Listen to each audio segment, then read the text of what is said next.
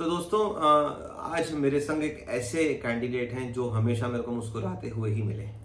Class में भी और अपनी लाइब्रेरी में भी ये हमेशा ऐसे ही अपने दांत, वो राजू तुम्हारे दांत तो मोतियों जैसे चमकते हैं, ये वैसे वाले कैंडिडेट हैं। और इनकी सबसे अच्छी बात मुझे लगती है कि ये हमेशा मुस्कुराते हुए ही पाए गए हैं। और इनका नाम है ऋषभ।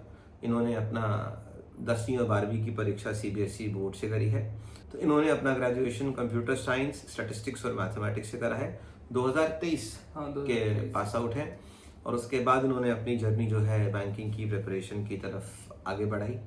बाकी की जानकारी इनसे समझेंगे और इनसे जानेंगे कि इनके क्या एक्सपीरियंसेस रहे, किस तरीके से इन्होंने तैयारी करी और क्या सफलताएं इनको मिली और उससे पहले क्या असफलताएं इनको मिली। तो ऋषभ जी, आपका स्वागत है। अभी तक हम क्लास में बैठते थे या लाइब्रेरी में मिलते थे, या आप हमसे डांट खा रहे होते थे कि पढ़ लो जाके, गप्पे ज़्यादा नहीं मारो। तो अब हम यहाँ पे आ गए हैं। तो ऋषभ का फाइनल सिलेक्शन हुआ है स्टेट बैंक ऑफ इंडिया में एज ए जूनियर एसोसिएट, और इनको बहुत बहुत बधाइयाँ। Thank you sir. और ऋषभ जी, बाकी की जानकारी आपसे लेंगे। तो सबसे पहले हमें बताएं अपने बारे में, अपने परिवार के बारे में, अपने एजुकेशन बैकग्राउंड के बारे में, और आपने बैंकिंग के ही एग्जाम्स को, बैंकिंग के ही करियर को क्यों चुना, बताएं। सर, मेरा नाम ऋषभ यादव है और मैं यही झांसी का रहने वाला हूँ। और मेरे पापा का नाम मलखान सिंह यादव है और हम लोग मतलब यही झांसी का एक गांव है पाली, उससे बिलोंग करते हैं। और मेरे पापा की जो है शॉप है और मतलब फार्मिंग का भी थोड़ा देखते हैं। मेनली मतलब शॉप का ही काम है। और मेरी मम्मी का नाम मालती यादव है और वो एक हाउसवाइफ है। और हम लोग अभी फिलहाल मतलब केकेपुरी कॉलोनी आवास विकास में रहते हैं। और मेरी स्कूलिंग बचपन से ही नर्सरी से लेकर 12th तक हंसराज महात्मा हंसराज मॉडर्न स्कूल से हुई।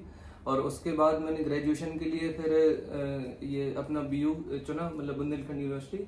और उससे मैंने मैथ्स, स्टैट्स और कंप्यूटर साइंस ऑनर्स से पास आउट किया 2023 में। वही अक्टूबर में आया था शायद रिजल्ट। और उसके बाद सर मतलब तैयारी करनी थी, मतलब तो मेरे कुछ दोस्त आते थे यही कोचिंग में, तो उनसे पता चला कि मतलब बैंकिंग की भी तैयारी होती है और मतलब क्या IBPS क्या है ये सब। उससे पहले तो कुछ पता नहीं था, तो ये सब मुझे लास्ट ईयर में पता चला था। तो दोस्त कहते थे ज्वाइन कर लो कर लो कर लो, लेकिन उस टाइम तक मेरा कोई मतलब प्लान नहीं था। अच्छा। हाँ, उसके पहले मतलब ऐसे ही तैयारी करते रहते थे, कहीं यहाँ मतलब कोई एयरफोर्स का पेपर दे दिया, कोई ये ऐसे ही चलता रहता था घर से, कोई ना कोचिंग ज्वाइन थी ना कुछ। फिर जब लास्ट आया तो मतलब लगा कि अब तो कुछ ना कुछ करना पड़ेगा इसके बाद। तो फिर हमने मतलब एक दोस्त मेरा अंश बंसल, तो वो ये कोचिंग आता था, तो उससे पता चला। अच्छा, अंश तुमसे पहले से आता था? हाँ, और अंश ने सलाह दी है? हाँ, अंश मुझसे 1 साल पहले से आता था। अंश, मधुराज वगैरह ये सब आते थे। तो मधुराज का तो सिलेक्शन हो गया, हाँ, 2-3 जगह वो तो निकल लिए। हाँ। अच्छा, तो मधुराज के बाद आप आए? Yes sir. तो मैंने उनसे 1 साल बाद ज्वाइन की, तो फिर मैंने तैयारी स्टार्ट की 2023 में ही। अच्छा, अभी थम जाओ, पहले तो ये बताओ, घर में कितने भाई बहन हो? घर में सर हम लोग 3 लोग हैं, 2 भाई 1 बहन। तो पापा का बिजनेस भाई लोग वगैरह देख लेते हैं? नहीं, पापा ही देख लेते, वैसे कोई दिक्कत तो नहीं। पापा भाई भी को पढ़ रहा है, तो मम्मी पापा भी। का क्या था कि तुम बिजनेस ज्वाइन करो या नौकरी करो? मम्मी नहीं, पापा की पापा- तरफ से कुछ मैंडेट नहीं था ऐसा? नहीं, पापा ने कभी ये नहीं कहा। पापा ने हमेशा ये कहा कि मतलब जो तुम्हें अच्छा लगे वो करो। लेकिन वो ये कहते थे कि मतलब अभी बिजनेस वगैरह में उतना ठीक नहीं है, अभी तुम फिलहाल मतलब जॉब की तैयारी करो, अगर लगे तो ठीक है, नहीं तो ना लगे business तो तो फिर है ही हाँ, है। बिजनेस तो है ही है, ये था उनका। तो ठीक है, तुम दोस्तों से तुम्हें पता लगा कि बैंकिंग हाँ। की तैयारी करनी है। Yes sir. अब ये भी तो हो सकता था कि तुम ऑफलाइन तैयारी करते या तुम ऑनलाइन ही पढ़ते, मतलब ये भी तो हो सकता था कि तुम ऑनलाइन ही पढ़ते। Yes sir. तो ऑनलाइन क्यों नहीं चुना, ऑफलाइन क्यों आए? सर ऑनलाइन जैसे सर जब हम 11th और 12th क्लास में थे तभी मतलब ऑनलाइन का चलन बहुत ज्यादा हो क्योंकि गया तब तो था। कोविड था उस समय। हाँ, उसी टाइम पे थोड़ा चलन ज्यादा हो गया था, तो हमने पढ़ के देखा था कई बार। तो उसमें ये होता था जैसे अगर कितना भी अपन कोशिश करें तो 1 महीने 2 महीने कंसिस्टेंट रह पाते थे ज्यादा से ज्यादा। उसके बाद मतलब फिर मतलब कॉन्फिडेंस लेवल नहीं आ पाता उसमें, और बार बार मतलब जैसे घर वाले सब, कोई सो रहा, कोई खेल रहा, कोई कुछ कर रहा है, तो ऐसा ही लगता है कि मतलब ये लोग तो सब ऐसे कर रहे और हैं। एक बात और भी है कि गवर्नमेंट जॉब्स की अगर तैयारी करनी हो आपको, एंट्रेंस एग्जाम्स की, तो एक टेस्ट मैच की तरह है। Yes sir. हाँ, ये नहीं कि तुम 2-3 महीने हाँ, करके निकल जाओगे, तो तुमको पहले फाउंडेशन बनाना हाँ। होगा, फिर तुमको सिलेबस कवर करना पड़ेगा, Yes, sir.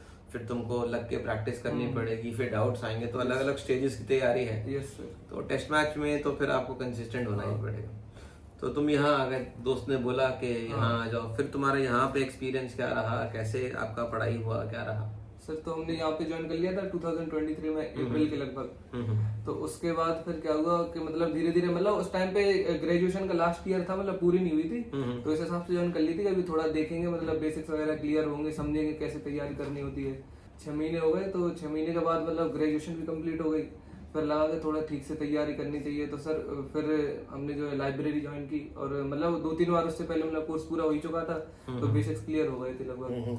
तो उसके बाद फिर सही से तैयारी स्टार्ट की, और फिर अगले साल एग्जाम से। तो 6-8 महीने तुमको भी लगे हाँ। अपना सिलेबस पूरा करने में। Yes, sir. और सिलेबस पूरा करने के बाद एक आइडिया भी लग जाता है हाँ। कितना पढ़ना है, क्या सिलेबस है। और सर सीनियर्स वगैरह से भी मिलते रहते थे रोज, तो उनसे भी मतलब जानकारी मिलती रहती थी कैसे क्या करना। तुमने अपना पहला एंट्रेंस एग्जाम कब लिखा? पहला लिखा था यही आरआरबी पिछले साल, पहला आरआरबी पीओ। पहला कॉम्पिटिटिव एग्जाम तुमने 2024 का आरआरबी पीओ लिया। Yes sir. फिर क्लर्क आया होगा। हाँ, फिर उसके बाद क्लर्क आया था, फिर आईबीपीएस क्लर्क, आईबीपीएस पीओ, फिर ये एसबीआई एसबीआई क्लर्क और एसबीआई। हाँ। तो 6 परीक्षाएं तो आपने दी आरआरबी की। 5 एसबीआई पीओ नहीं दिया था क्योंकि एलिजिबल नहीं थे इसके लिए। अच्छा, एज की वजह से। Yes sir. तो आपने 5 परीक्षाएं दी। Yes, इन 5 में कितनों में आपका प्री निकला, कितनों में क्या हुआ? जो पहला दिया था उसी में नहीं हुआ था, मतलब आरआरबी पीओ में। फिर बाकी उसके बाद कोई नहीं रुका। बाकी सब में प्री निकला। हाँ, बाकी सब में प्री निकल गए। और उसके बाद मेंस? सर मेंस फिर सर आरआरबी क्लर्क का नहीं निकला, फिर आईबीपीएस पीओ का नहीं निकला, आईबीपीएस क्लर्क में सर उससे क्या कहते मतलब 0.13 मार्क्स से रह गए थे, फिर ये एसबीआई क्लर्क निकला मेंस। तो जब ऐसा बीच में एक जोन आ जाता है कि अपना पहले तो प्री ही नहीं निकल रहा, हाँ। तो वहां पे क्या किया तुमने? सर वो वाला फेज सर मतलब मेरा ज्यादा लंबा नहीं चला, मतलब क्योंकि मैं काफी पहले से तैयारी कर रहा था ग्रेजुएशन के साथ ही। तो मतलब उसी टाइम पे मैंने प्रैक्टिस कर करके गौरव सर हैं जैसे और अनुज भैया वगैरह हैं, ये सब लोग मतलब लाइब्रेरी में रहते थे, तो ये गाइड करते रहते थे धीरे धीरे। तो मतलब पहला पेपर देने से पहले ही इतना कॉन्फिडेंस आ गया था तो मतलब लगभग निकल जाएगा, लेकिन वो पहला मतलब बदकिस्मती से नहीं निकला, लेकिन उसके बाद सारे सब निकले। हाँ। तो प्री निकल गए। हाँ। फिर मेंस के लिए क्या रहा तुम्हारा? सर मेंस के लिए तो सर फिर जैसे यूट्यूब पे सर क्लासेस रहती वो कर लेते थे, और सर मतलब मेंस के जो मॉक वगैरह है वो लगाते थे। तो मतलब क्या कोई practice के अलग अप्रोच है प्री के लिए और मेंस के लिए? कुछ अप्रोच अलग रहती है तुम्हारे हिसाब से, या पढ़ाई तो वही करनी है, बस मॉक्स लगा के आप अपना सर चेंज कर प्री के लिए मेरे हिसाब से सर मॉक्स ज्यादा इंपॉर्टेंट है। जितने ज्यादा अपन मॉक लगाएंगे और जितना एनालिसिस करेंगे उतनी ज्यादा इंप्रूवमेंट होगी। और मतलब थोड़ा टीचर का गाइडेंस भी जरूरी है कि कोई भी जैसे मैथ्स में, रीजनिंग में तो शॉर्टेस्ट मतलब मेथड क्या हो सकता है करने के लिए वो, और बाकी मॉक्स की प्रैक्टिस। और सर मेंस में सर मतलब कॉन्सेप्ट ज्यादा जरूरी है, मतलब क्लास से लेना ज्यादा जरूरी है। उसके लिए मॉक भले ही कम लगाओ लेकिन प्रैक्टिस ज्यादा करो तो उससे ज्यादा फायदा होगा। और मेंस में मॉक एनालिसिस में भी कुछ तुमने चेंजेस करे, क्या करा? सर मेंस में सर इतने ज्यादा मॉक लगाने का वैसे मौका तो नहीं मिला, क्योंकि आरआरबी पीओ और आरआरबी क्लर्क एक प्री निपटता था, दूसरा हाँ, अलग। वो सर प्री का ही तैयारी होता रहता इतने था। सर जल्दी आते थे कि मतलब उतने ज्यादा लगा नहीं पाते थे, वो जीए वगैरह करने में सारा टाइम निकल और जाता था। कैंडिडेट्स को ये भी रखता है कि मेंस प्री निकले तो मैं मेंस की हाँ, तैयारी yes, करूँ। sir. अब तो आदमी लगता था कि पहले प्री तो निकल जाए हाँ, मेरा। वो जैसे पहला प्री नहीं निकला था तो ऐसा लग रहा था, मतलब उसके बाद हमने मेंस की तैयारी की नहीं थी ज्यादा, तो ऐसा लग रहा था पहले कोई प्री निकले तब मेंस की तैयारी। तब तुम्हारा एसबीआई का जब ये प्री निकला इस साल, यस सर। तो उसके बाद तुमने क्या किया फिर? उसके बाद सर एसबीआई तक आते आते मतलब इतना कॉन्फिडेंस हो गया था कि मतलब प्री तो निकल जाएगा, इसलिए हम पहले ही से मतलब मेंस की तैयारी पे ज्यादा फोकस कर रहे थे। जब आने वाला था एग्जाम उसके 1-8 महीने पहले प्री के लगाने स्टार्ट किए थे, तो उससे प्री हो गया था। और मेंस का ज्यादातर सर टाइम हमें जाता था जीए और ये मतलब मैथ रीजनिंग वगैरह में। इंग्लिश क्योंकि हमारी मतलब पहले से थोड़ी ठीक है तो उसकी ज्यादा दिक्कत नहीं हुई थी। तो ऋषभ, आपका जो एसबीआई जूनियर एसोसिएट में फाइनल स्कोर बना वो कितना बना है? सर मेरा स्कोर बना है सर 84.25। और आपने अटेम्प्ट कितने क्वेश्चंस करे थे? अटेम्प्ट मैंने किए थे सर 103। और आपके कैटेगरी का कट ऑफ कितना गया था? सर कैटेगरी का गया 74। मतलब आपने जनरल कैटेगरी का भी कट ऑफ क्लियर कर लिया? Yes sir. बहुत बढ़िया, बहुत बढ़िया। और तुम्हारे अंदर मैंने एक सबसे अच्छी बात देखी कि तुम रोज सुबह 7 बजे अपना आ जाते थे। Yes sir. चाहे कोचिंग हो, बाद में तुमने जब लाइब्रेरी ज्वाइन की यहाँ पर तो भी तुम सुबह 7 बजे आ ही जाते थे। Yes sir. और तुम फिर लग के पढ़ते भी थे। सबसे अच्छा तुम्हारे साथ ये कि तुम्हारा डिसिप्लिन बहुत बढ़िया था। कोई टाइम टेबल शेड्यूल भी बनाया था अपना कि ऐसे पढ़ूंगा, इतना पढ़ूंगा, ये पढ़ूंगा, इस तरीके से कुछ करा? नहीं सर, ऐसा स्केड्यूल तो कुछ नहीं था, लेकिन मतलब जैसे क्या होता अपन जैसे रोज के रोज पढ़ते रहते तो कभी कम पढ़ पाते, कभी ज्यादा पढ़ पाते। ऐसे होते होते जब स्थिति ज्यादा खराब हो जाती थी, लगता था पढ़ाई नहीं हो रही तो थोड़ा तब बैठ के आराम से बनाते थोड़ा, मतलब कि मतलब एक टॉपिक ये कंप्लीट करेंगे, एक टॉपिक ये, ऐसी पूरी। और साइकिल में चलता था, चाहे वो साइकिल 2 दिन में कंप्लीट हो चाहे 3 दिन में, लेकिन पूरा करते थे। तो सारे चारों सब्जेक्ट्स में बैलेंस कैसे मेंटेन किया? मैथ्स भी करनी, रीजनिंग भी करनी, इंग्लिश भी करनी, जीए भी करनी?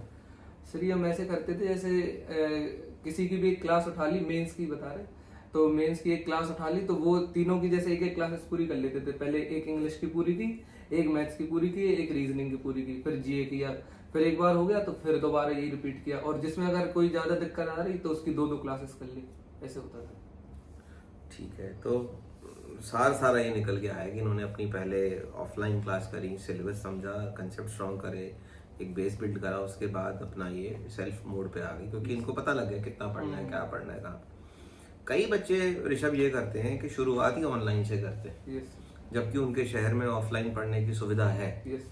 तो तुमको लगता है कि ये अप्रोच बेटर रहती है, या पहले ऑफलाइन वाला मोड करना चाहिए ट्राई, उसके बाद ऑनलाइन? क्या अप्रोच तुम्हारे हिसाब से सही होनी चाहिए?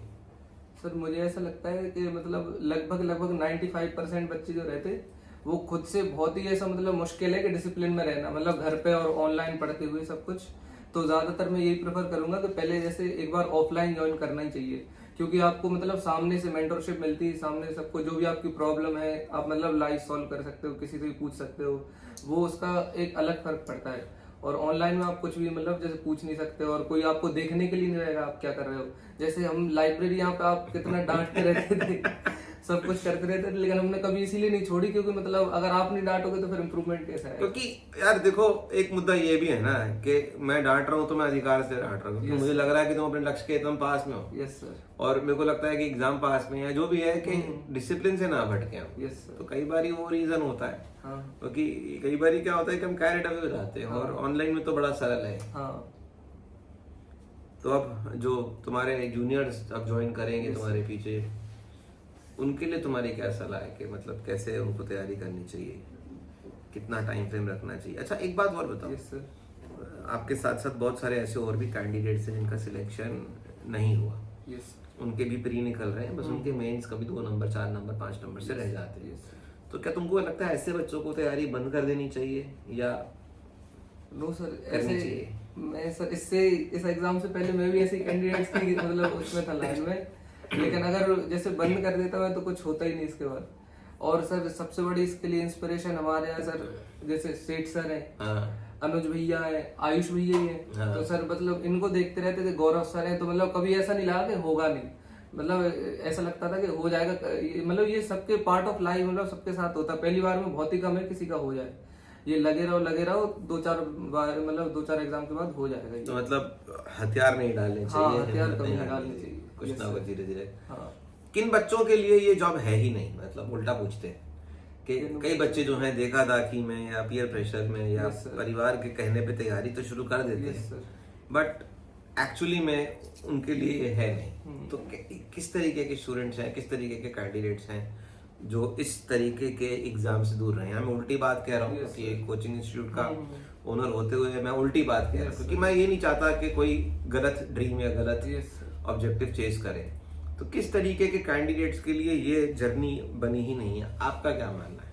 सर एक तो सर जैसे जिसको पढ़ाई में अगर ज्यादा इंटरेस्ट नहीं है हाँ तो सर उसे तो करनी नहीं चाहिए, क्योंकि इसमें मतलब बहुत मेंस में तो डीप कॉन्सेप्ट आते हैं। हाँ। और सर ये जिसकी अगर इंग्लिश ठीक नहीं है, अगर वो हाँ कर सकता है, अगर उसकी मेहनत करने के लिए तुम तैयार हो तो कर लेना। जो मेहनत करने के लिए तैयार है वो करे, जो मतलब जिसको चाहिए कि ऐसे ही टाइम पास में थोड़ा मतलब करता रहे, जब एग्जाम आ जाए तब मतलब तैयारी करने लगो फिर छोड़ दो, तो उसके लिए नहीं है ये। उसके लिए नहीं। हाँ, कंसिस्टेंसी तो रखनी चाहिए। हाँ, तो सारा मतलब निकल के यही बात आती है कि कंसिस्टेंसी तो चाहिए हाँ, चाहिए। जो टाइम पास वाले करते ना, कोई आते हैं टाइम पास के लिए ऐसे ही कर रहे हैं नाम के लिए, तो बहुत सारे ऐसे कैंडिडेट्स हैं जो फॉर्म आता है, नोटिफिकेशन आता है तभी वो जाते हैं, हाँ यस सर। फॉर्म भरते हैं, 1-2 महीने पढ़ते हैं, उसके बाद तो फिर अपना कुछ और करने लगते हैं।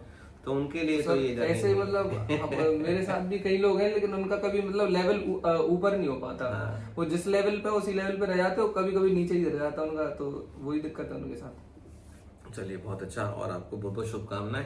Thank you sir. अपने मम्मी पापा को भी मेरी तरफ से कंग्रेचुलेशन दीजिएगा, और स्टेट बैंक ऑफ इंडिया बहुत जल्दी करता है प्रोसेस, यस सर। तो आशा करते हैं आपका भी विद इन फ्यू डेज ही ज्वाइनिंग आ जाएगा। Thank you so much. Thank you sir.